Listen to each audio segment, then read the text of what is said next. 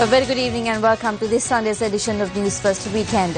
I'm Arundhati Lanka. Let's start off with a look at the stories making headlines this evening.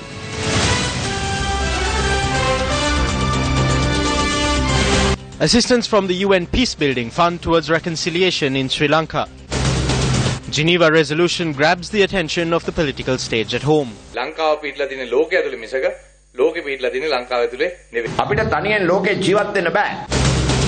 Thief makes off with 5.5 million rupees following audacious bank robbery in Colombo. Suspect in the murder of a 10-year-old boy in Panagoda hospitalized. Final rites observed for 7 victims of the Kotmale landslide. France commences airstrikes on ISIS targets in Syria.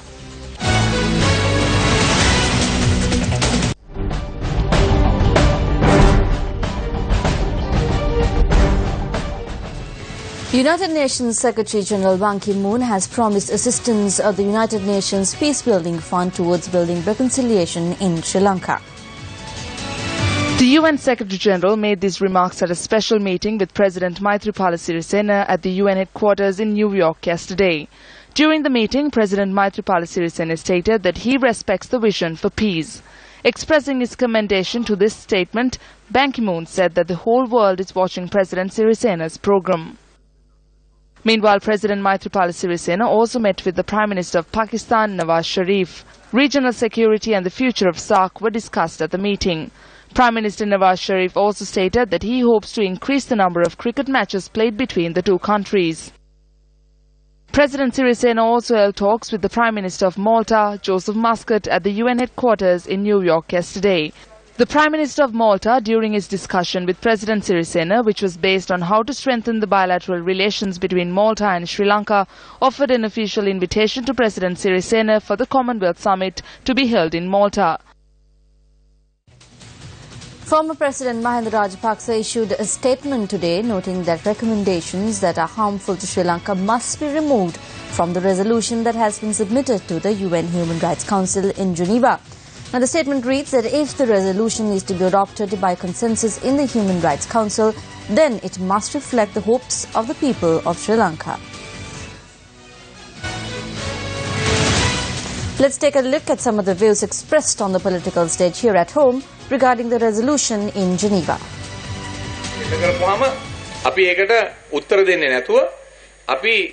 When allegations were levelled at us, instead of responding to them, we threw our weight around, questioning how the UN could put pressure on us.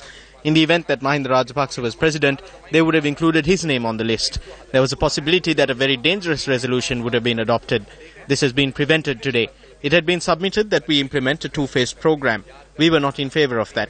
We stated very clearly that we would respond to questions posed internationally through a correct domestic investigation. While Sri Lanka is located on the globe is not located inside Sri Lanka.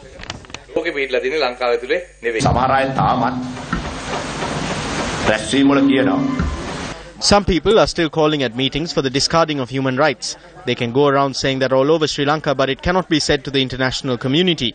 They are still trying to deceive the people, but we will overcome the challenge before us. It need not be the duty of politicians to incite people in the villages by telling them the impossible. It is because we went around denigrating human rights that we face several problems in the recent past. While this is unravelling, there is no way that we can be isolated in this world. We must live in engagement with the international community.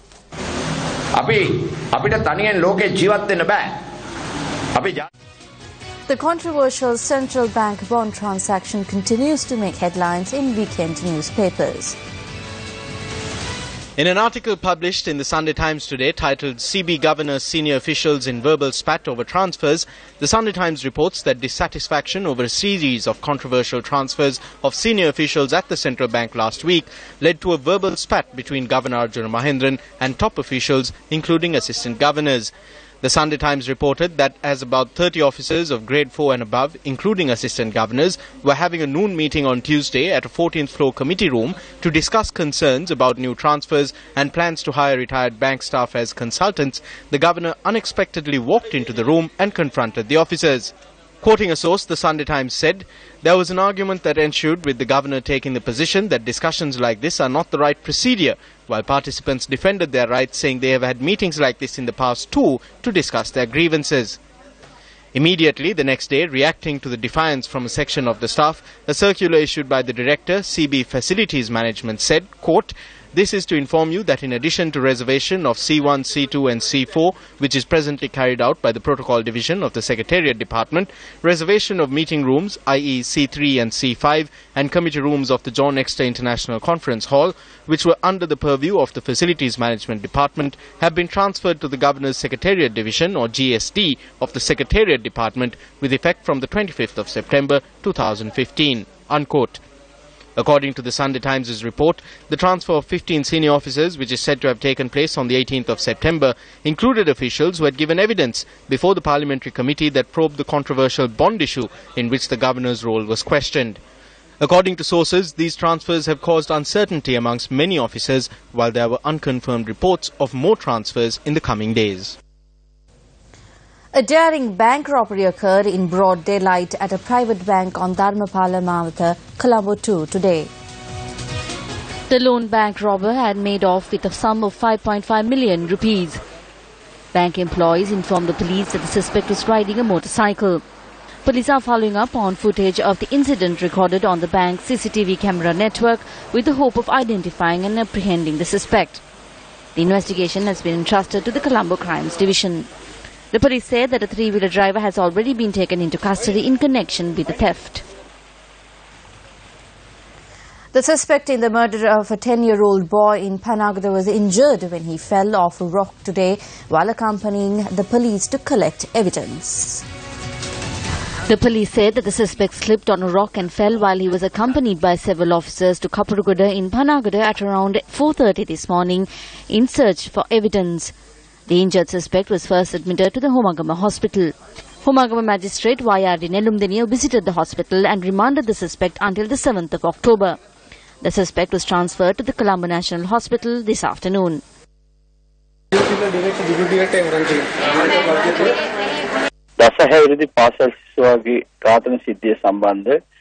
The main suspect of the murder of a 10-year-old boy was arrested by police yesterday. As per the statement of the suspect, a knife has been located and identified as the murder weapon.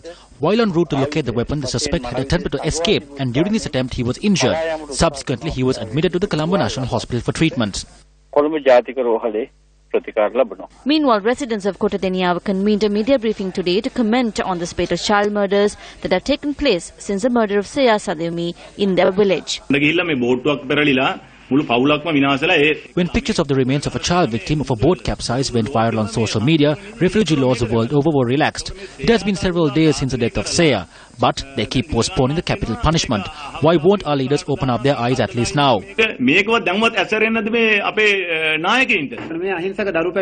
at the death of this innocent child, we request from the public representatives to create a safe environment to live. Meanwhile, a special prayer was held near St. Anne's Church in Pilapitiya, Kalaniya this morning for children who have been victims of abuse and murder.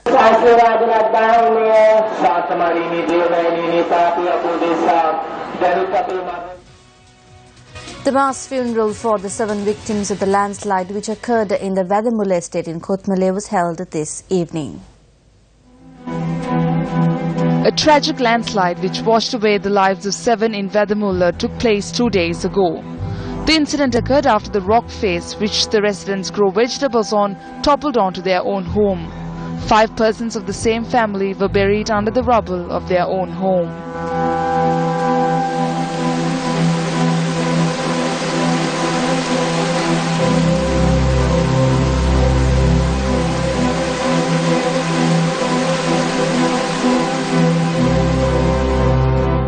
Forty-four families who had fled the area in search of safety gathered at the mass funeral for the 7 victims. The mass funeral was held amidst the tears of the people and heavy downpours.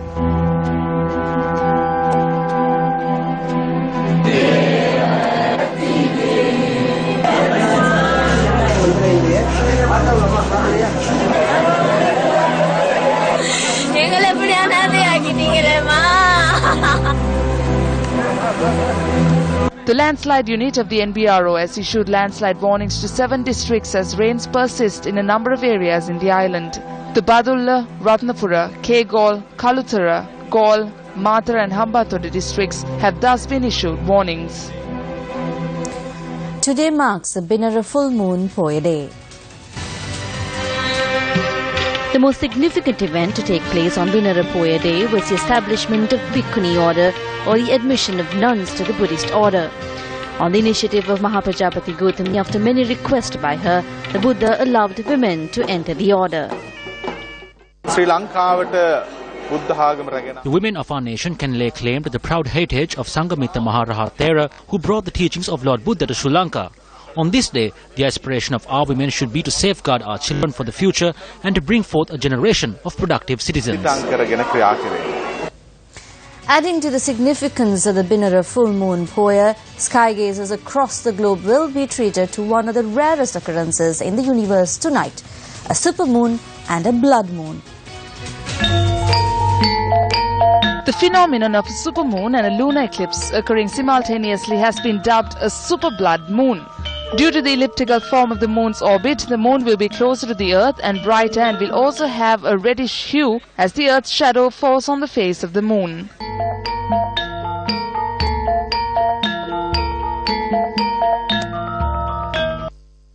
Purna Chandragrahanayak Although we in Sri Lanka will not witness the full lunar eclipse, it will be visible in Europe and northeastern United States. This phenomenon is unique because the moon will be only 350,000 kilometers away from the Earth, and a lunar eclipse will also occur concurrently.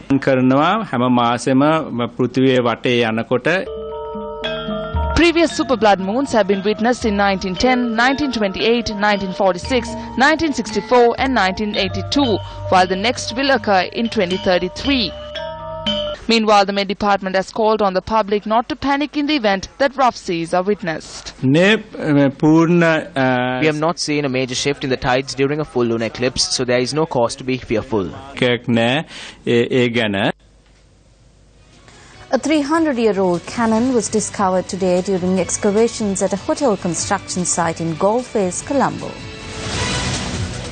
The antique artillery gun dating back to the colonial era was discovered when excavation was being carried out by a backhoe at the construction site. The cannon is about 25 feet long and 4 feet in width. We saw something that resembled a cannon at about 3 o'clock in the afternoon. The army had informed us to be on the lookout as such artifacts could be buried here. Army personnel came here and asked us to salvage it after inspecting it. There were no cracks at all and it was salvaged. Responding to a query from Newsfirst, Dr. Senrat Disanayake, the director of the archaeology, noted that an examination would be conducted tomorrow.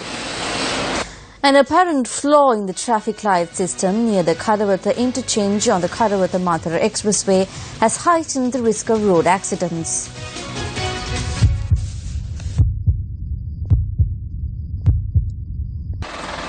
An accident occurred around 11:30 last night when a car which was travelling on the expressway collided onto another motor vehicle which entered the expressway through a by-road. At the time, the amber signal was flickering on the traffic light system. It is the same today as well. I'm standing in the vicinity of the Kadawatha-Matara Expressway entrance at the Aldenia Junction. The traffic lights behind me only show the yellow light. At the same time, there is a by-road from the Aldenia Junction. So those who are coming in from the by-road and those who are coming out of the expressway are greatly inconvenienced at this junction. According to area residents, the present situation at the junction paves the way for more accidents.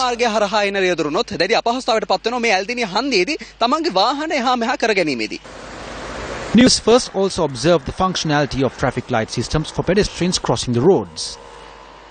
These lights don't function properly. The amber light is the only one which works. The green light doesn't even function for the pedestrians to cross the road. There's nothing. Therefore, there are more accidents here. We find it difficult to cross the road. There was an accident yesterday. The lights stopped functioning just 2 days after the opening. Some people take U-turns as an old habit. Vehicles can meet with accidents if they take a U-turn here. There was an accident involving a motorcycle recently. At times the lights blink and sometimes it doesn't. Sometimes it never works. Area residents request authorities to take speedy measures to rectify this issue. Excavations in Ilukumbura had revealed more information on our prehistoric ancestor, the Balangota man. And the excavations that are taking place in the Lunugala cave have given more reason for the Newsfirst team to broaden its scope on filling the blanks of our history. Newsfirst Farzan reports. The archaeologists headed by Professor Raj Somadeva are working tirelessly in the excavation site as they cannot miss any important clue on the life of our prehistoric ancestors. The excavations have unearthed an important clue that shows the growth of intelligence of the prehistoric man during the period of transformation from the hunter to the farmer. This is a primary stone wall. This stone wall has been set up in a manner of a safety barrier and is the oldest to have ever been discovered in Sri Lanka. At first sight, anyone would assume that this wall was built recently. However, if you look at this more closely, you will be able to notice the chunnam in between the stones. We carried out a test on the soil here to determine the pH scale and understand if it is acidic or basic. We learnt that the soil here is basic or alkaline. That means the pH scale is over 7. Therefore, this clearly shows that our ancestors were in possession of the knowledge to build walls. During this excavation, Professor Somadeva revealed the details of another cave in this jungle.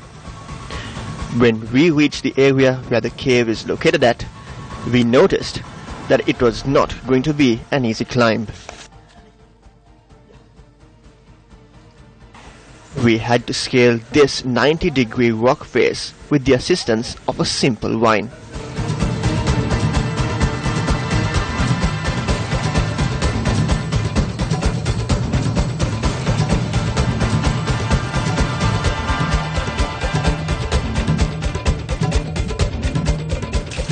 This cave, now filled with a lot of water, could have held evidence in our search for more clues of the Balangala man, and it could have helped archaeologists as well. However, what you see here is not a natural phenomenon, but a man-made disaster.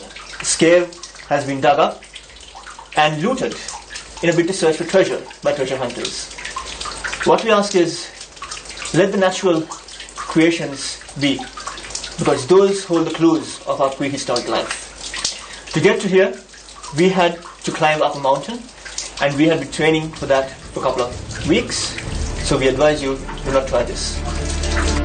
The discovery of charred grains such as the kakuna from the Lunugalge cave indicated the period of growth of the Balangala man.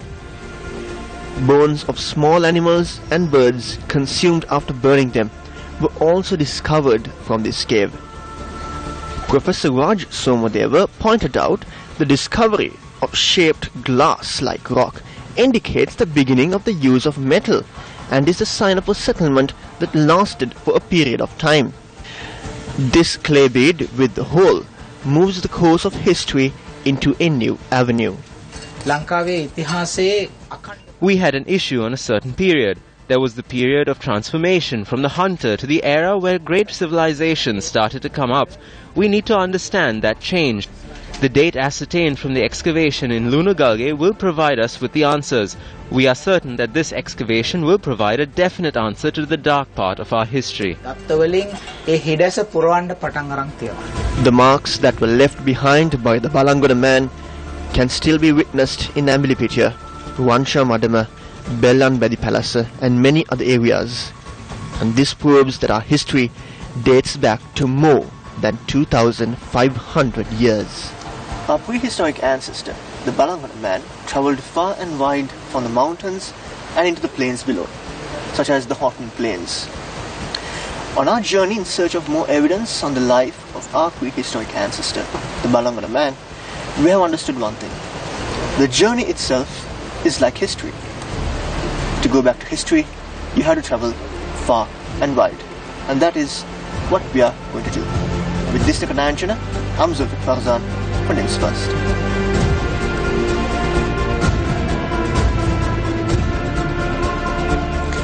Addressing the summit on the post-2015 Sustainable Development Goals parallel to the UN General Assembly in New York today, President Maithripala Sirisena enunciated Sri Lanka's position on sustainable development and the need for broader engagement. I am very happy to state here today that the government of Sri Lanka will extend its fullest support to the post-2015 development goals founded on the basis of sustainable development and the Universal Action Plan for its implementation. I state clearly before the global community that the government of Sri Lanka is prepared to be a pioneer in this movement as a stakeholder in the globalized world of the 21st century.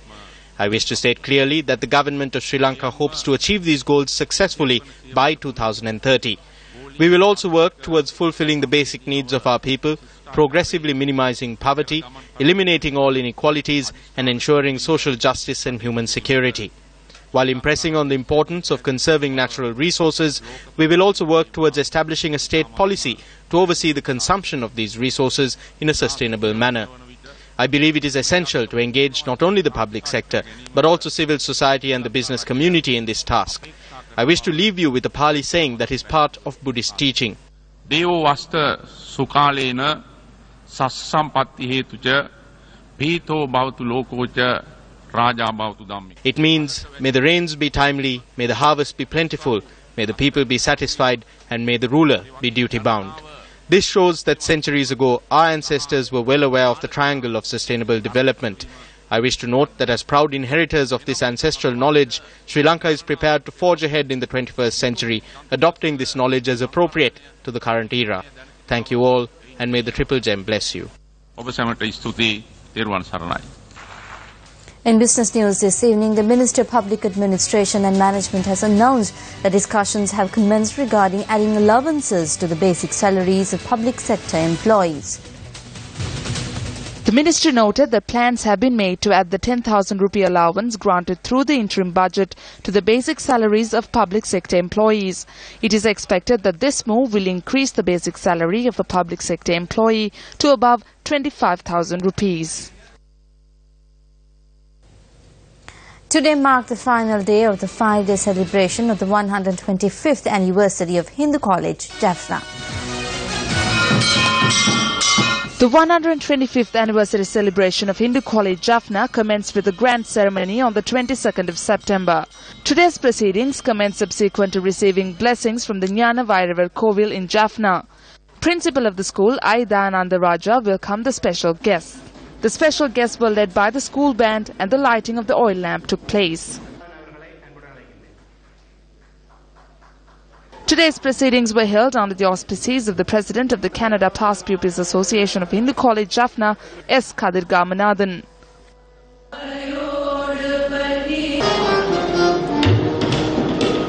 The retired teachers and those who worked towards the development of the school were also recognized at the event. Students who won the inter-school debate competition were also felicitated at the event. And with that, we wrap up tonight's edition of News First Weekend. Thank you very much for joining us. Good night.